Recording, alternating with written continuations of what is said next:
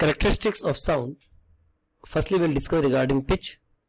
The pitch of a sound wave is basically just the frequency of that particular sound wave. Frequency we all know very well. Number of oscillation in 1 second is known as the frequency.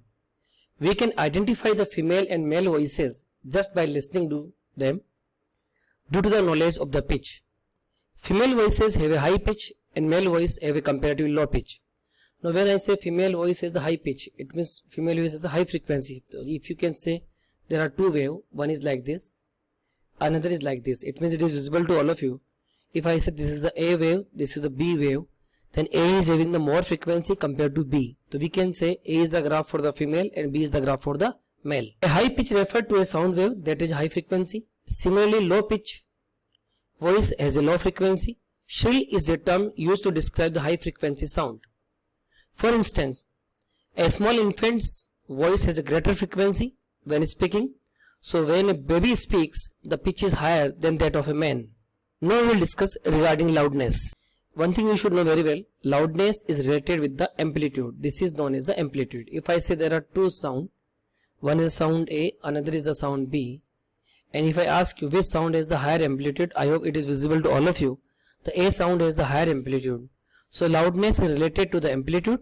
More the amplitude, more the loudness. The amplitude is related to the loudness of a sound wave. A loud sound has a high amplitude.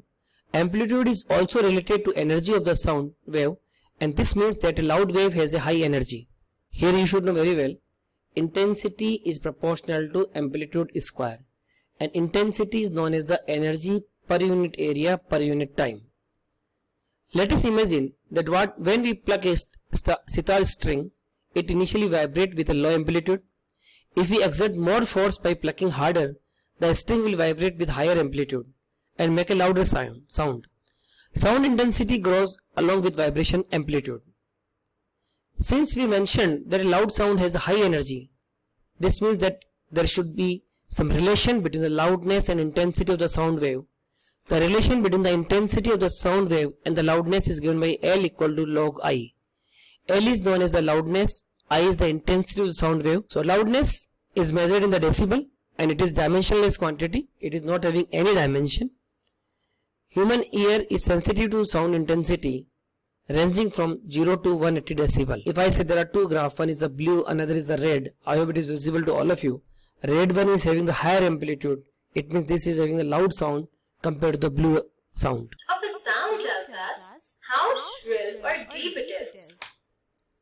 Like hello and hello. Observe that the girl's voice is shrill and the boy's voice is deep. The loudness of sound basically tells us how loud or soft a sound is. This example, if we strike a drum lightly, we hear a soft sound.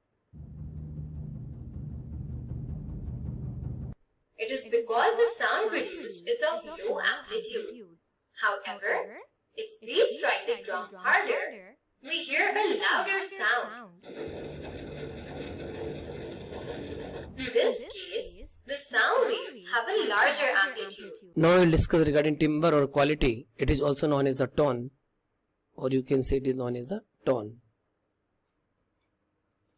The quality or timbre of a sound is that characteristics which enable us to distinguish one sound from another, having the same pitch means same frequency and loudness means same amplitude.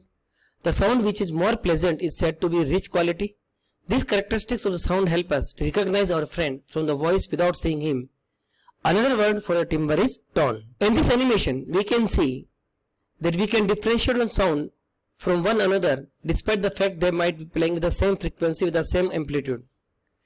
When we compare two different violins, one might have a very bright sound while the other is more muted and dark. Even when playing one violin, we can produce different timbre by bowing a different way. So here, both the sound are having same amplitude, same frequency, but at least still we can differentiate